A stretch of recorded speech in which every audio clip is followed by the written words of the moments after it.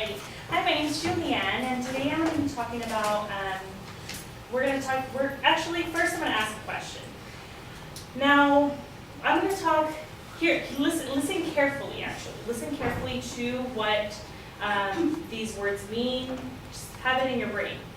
Breast cancer, Parkinson's disease, Alzheimer's disease, childhood blindness, gene therapy for cancer, radiation therapy, and tuberculosis vaccines.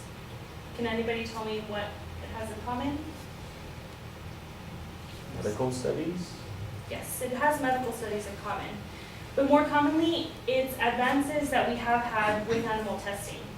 Now, animal testing in the United States has the greatest protection for animal use in research. There's many government there's many departments that have involvement in the regulation of this. One of it being the U.S. Department of Agriculture, the U.S. Department of Health and Human Services, NASA,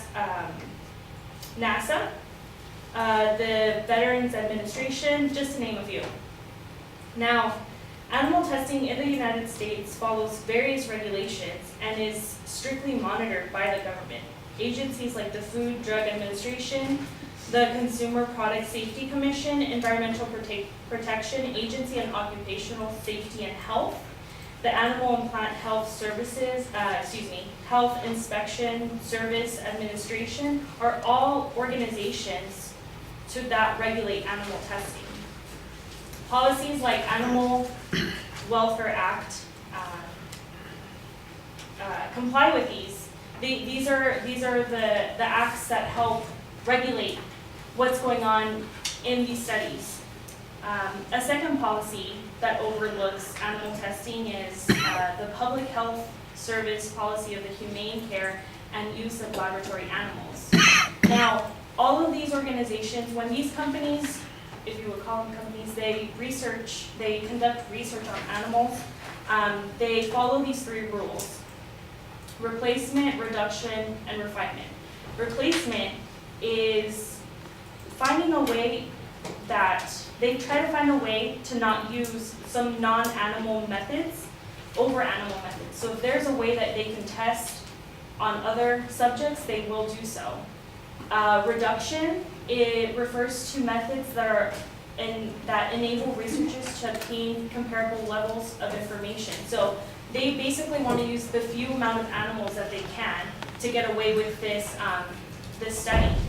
And refinement, it refers to methods that alleviate or minimize potential pain, suffering, or distress, and enhance the animal welfare for animals being used. Now, when you see, there's numerous organizations that cause companies to label cruelty-free.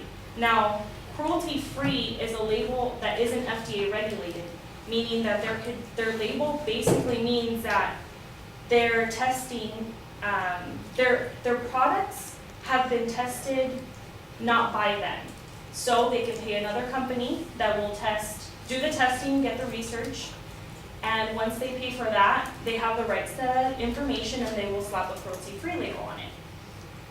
Another thing could be that they send out the research to another country.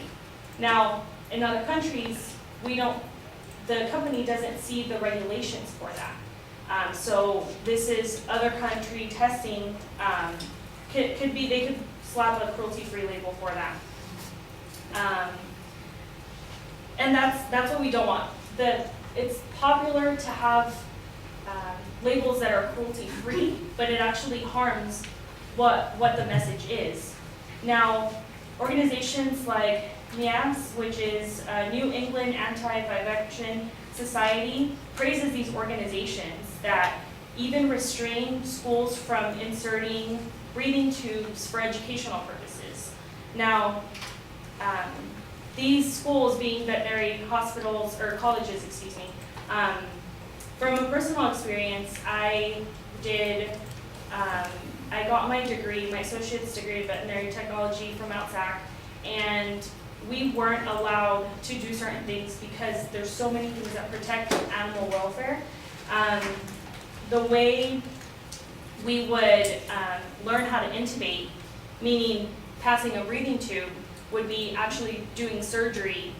The doctor would do their evaluations and everything. We had professionals there, which allowed us to do that. But these companies, or PETA, they don't want any animal being tested on, worked on, and that includes educational purposes, which that's why I'm studying. I'm studying to better help the lives of animals, and that restricts me. There's numerous professional careers that are dedicated to what I want to do, and being going to school to become a veterinarian, first of all, to become a registered veterinarian technician, which is like an official title for a nurse, and which is what I'm going to sit for my boards exam for that. Now, an AALAS, those are different certifications in a laboratory setting. With all this information that you have with the numerous policies, I just want to kind of let you know that it's not all what you see in pictures on the internet. It's very regulated. There's numerous policies, and it takes years for these studies to be conducted and to be approved. Thank you for your attention.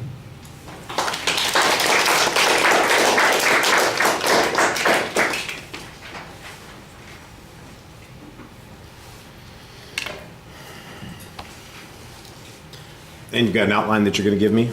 Yes. I'll take that. Okay. And please don't stand there waiting for the comments, because that makes you feel like a target. Just go ahead and sit down. Oh.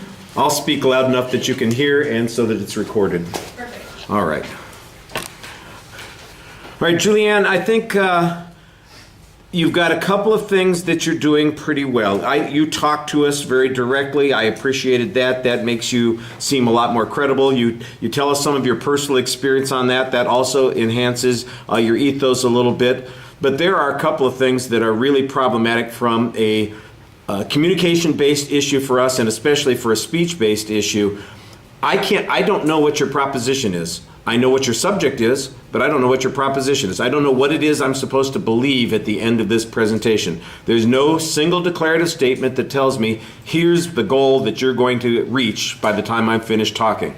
There's no layout of what the supporting structure is going to be. So you just kind of dive in and start giving me a laundry list of organizations and institutions that do regulation on this particular issue. You start mentioning a whole bunch of policies that also apply to the issue. I don't even know what the controversy is before you start giving me all of those sorts of things. That is a problem. I think that there's an organizational structure. I'm sure there was one in your outline. I gave you feedback on it, didn't I? Yes. Okay, well, it's, I don't remember exactly what I suggested to you, but I'm going to give you a quick suggestion about how you need to kind of make this more argumentative and clear. You need to tell us first, what's the problem? People are objecting to the use of animals in scientific research, so much so that even people who are learning how to do research or learning how to take care of animals aren't allowed to do certain kinds of things. That's a problem. Second, people misunderstand what the rules and regulations are, and that kind of feeds the people who are opposed to these sorts of things. Third, that the rules and regulations that are in place do protect the animals, and for the most part we don't need to worry about that. I'm kind of synthesizing your argument from what I heard. I think there are one or two other points that you go off on, but those I would say would be the main points. You need to give us a structure and label that. I didn't hear any sources being presented. I heard the organizations being listed. You mentioned the one policy. I know you got this information from someplace, but you didn't tell us where any of this came from. When you mentioned that organizations, institutions can get somebody else to do the research for them, they can slap a label on it that says cruelty-free, that there's no regulation by the FDA for that label, and that research could have been done someplace that was in fact quite cruel. I'm going, and how do you know this? And why should I believe it? Because I don't have any sources on this. So that's problematic. So I think that you're trying to get by on speaking to us effectively and your personal experience, but you need to build the speech a lot more, and you definitely need the reference material in the presentation. All right, thank you very much for going first. I know it's always tough.